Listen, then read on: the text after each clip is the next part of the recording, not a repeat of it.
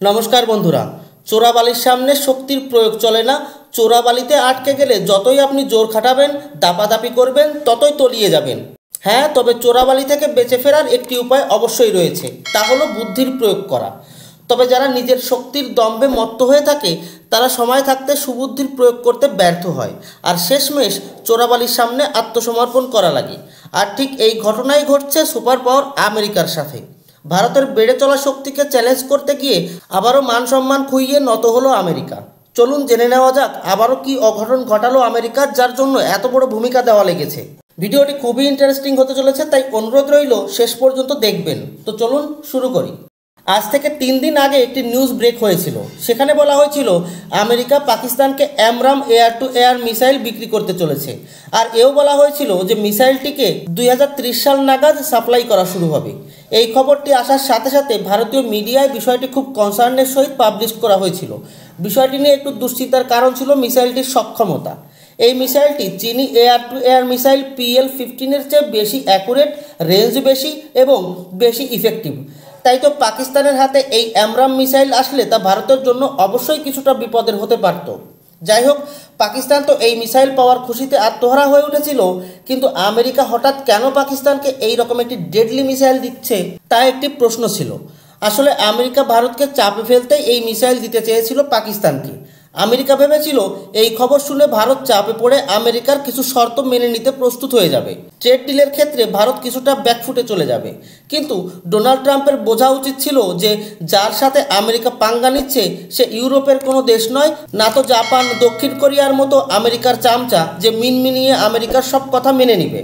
এ হলো নতুন ভারত, প্রধানমন্ত্রী নরেন্দ্র মোদীর নেতৃত্বে চলা ভারত। এই ভারত প্রতি পদে পদে সুপার পাওয়ার আমেরিকাকে টক্করও দিবে, উচিত জবাবও দিবে এবং দরকার পড়লে চরম শিক্ষাও দিয়ে দিবে। আর ঠিক এমনই ঘটেছে আমেরিকার সাথে। স্ক্রিনে দেখুন, ভারতে অবস্থিত আমেরিকি দূতাবাস ওপেনলি ক্লিয়ার করে দিয়েছে যে তারা পাকিস্তানকে AIM-120 অর্থাৎ অ্যামরাম মিসাইল দিচ্ছে না। কোনো মিডিয়ায় এই খবরটিকে এভাবেও প্রেজেন্ট করা হয়েছে যে এই খবরটি একটি মিথ্যা খবর, অর্থাৎ আমেরিকা এরকম কোনো ডিসিশন নেয়নি। অথচ যখন অ্যামরাম মিসাইল দেওয়ার নিউজ এসেছিল তখন এই নিউজটির উৎস ছিল আমেরিকি যুদ্ধ বিভাগ অর্থাৎ ডিপার্টমেন্ট অফ ওয়ার, যা প্রতিরক্ষা বিভাগ নামে পরিচিত। এখান থেকে জারি করা একটি প্রেস বিজ্ঞপ্তি। আর এই প্রেস বিজ্ঞপ্তিতেই বলা হয়েছিল পাকিস্তানকে 2030 সালের ভেতরেই অ্যামরাম মিসাইল সাপ্লাই করা হবে। আর ঠিক এই কারণে একটি বিষয় তো একেবারেই ক্লিয়ার যে আমেরিকা এখন নিজেদের ফেস সেভিং করার জন্য মিথ্যা কথা বলছে যে তারা এরকম কোনো সিদ্ধান্ত নেয়নি বা মিডিয়া ভুলভাবে প্রচার করেছে। এখন আপনারাই বলুন, আমেরিকি প্রতিরক্ষা মন্ত্রণালয়ের একটি সিদ্ধান্তকে 72 ঘন্টা যেতে না যেতেই আমেরিকি প্রশাসন মিডিয়ার বোঝার ভুল বলে বাতিল করে দিল। এটিকে চাপে পড়ে সিদ্ধান্ত বদলানো ছাড়া আর কি বলবেন।